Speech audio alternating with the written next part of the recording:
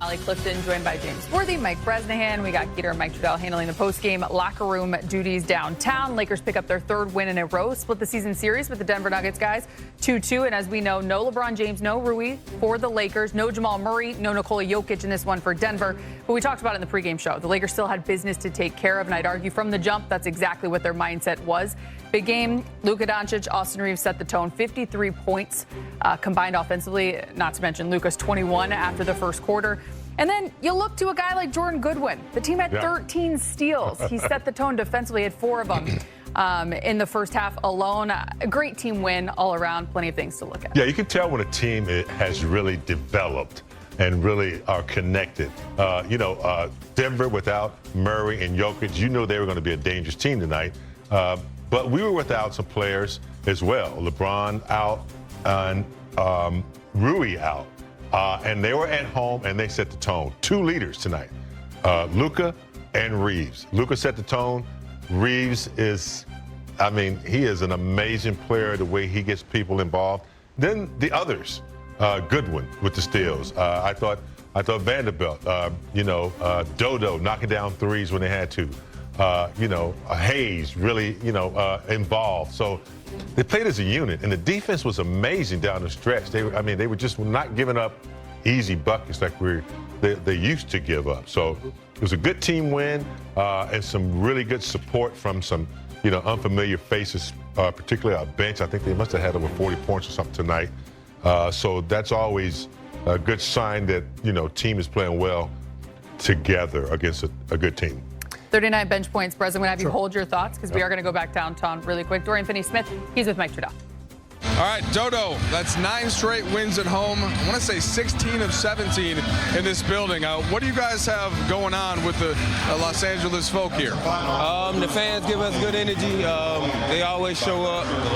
And I'm just happy we got the win tonight, man. They had a couple guys out, but we seen what they did to Golden State, so we just wanted to come out here and handle business. You guys really got going early in this one. 9 made threes in the first quarter. Everybody was hitting.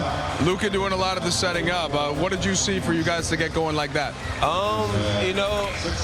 At first they was playing, they were switching 1 through 5. Luka got going. Then once they started trapping, other guys, people like me, AR, Gabe get shot. So it was a fun game. Happy we got the win. All right, your plus minus continues to skyrocket. I know you know that's something I keep track of, at least, Dodo. When you're on the court, how comfortable have you grown to be with this team on both sides of the court? I'm just trying to be an energy giver, man. If my shot's not going in, I'm always just, continue to be me, play defense, and just try to make it an ugly game on the defense end. But, as long as good things happen when I'm on the court, that's a good thing. There you go. All right, last one for you. Back-to-back again tomorrow. I know that's been kind of what the deal is recently. What do you guys have to do to try to get a win against a good team in Milwaukee? First, you got to take care of our body, get some rest tonight.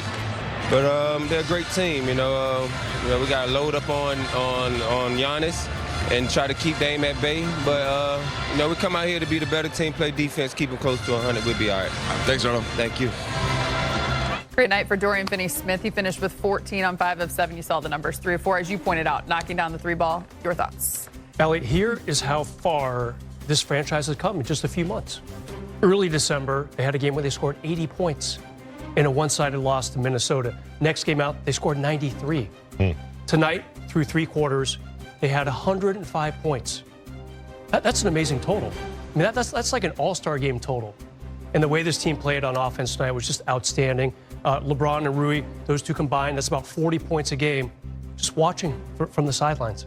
And yet still, James, they dominated offensively. And here's the important part, too. So they're tied 2-2, Lakers and Denver, head-to-head. What's the next tiebreaker? In case they end up right there together in the standings. Conference record. Lakers now have a 3-game lead on Denver in the West Conference record. So, yeah, it's looking good for them. In case they face each other in the first round, second round, whatever round, it's looking pretty good for them. So as of right now, with 14 games to go, they are half a game behind Houston there for that 2 seed in the Western Conference. I do want to touch a little bit on the offense, and you talk about how things have changed. On our show last night, Big Game, the non-game day show that we had, Mike Trudell was sitting right here, and he said it can be sometimes a Luka magic effect, if you will. And we do. We have to start with Luka because of how he came out in that first quarter. It was his 11th 20-point first quarter of his career. He had 21. I looked at you in the conference room and I said, Luka's line after the first quarter, 21 points, 3 rebounds, 3 assists, a block, and a steal. Many NBA players would take that for an entire game. Exactly. Ridiculous. Just for him to set the tone as he continues to do. And for him, it's unacceptable. He can get that so easily, I believe, and the way he manipulates the game. It's just amazing how he does it. And he doesn't try to outquick you. He uses his size and his strength to get to certain areas. And once he gets into that threat area, you have to respect him. You have to send help. You have to have eyes on him. And that's when he does his damage in finding open shots, the lobs to both Hayes and Koloko tonight. I think he gets more out of that than scoring himself, being able to find those lobs. So Luka, I haven't seen anybody like him. Magic didn't shoot the 3, didn't shoot as well, but I haven't seen anybody like this kid since like a Magic Johnson controls the game the way he does. The joy in which he plays with Brez, I know you're looking at it right now, 26 and younger in NBA history. This graphic we're looking at, Luka hit his 230-point game as he finished with 31 tonight. You know what I see on that list? A bunch of all-stars, and that's exactly what he's on pace to be. What a gift for the Lakers to have gotten this kid. What a strong series of moves by the Laker front office. Starting a few days after Christmas, Dorian Finney-Smith comes in. D'Lo is out. Okay, so Dorian Finney-Smith, not the dynamic scorer that D'Lo is, but obviously turning into a nice corner three-point shooter, James. Love what he does defensively, obviously. And then, right before the trade deadline, the trade that shocked all of us. We all remember where we were when this happened. We didn't believe it. And it was real, very real. So real that Shams, who broke the story, had to tweet again. Yeah, everyone, it's true. This trade is happening. Luka Doncic is going to the Lakers. And what a pickup for them. What a way to uplift this franchise. They were in cruise control with LeBron and AD. They were doing just fine. But then you have this element, James. Yeah. And it's a different level so far. Yeah, I was on the 405 on the way home from work, and Geeter called me. And you know how Geeter is. He was animated.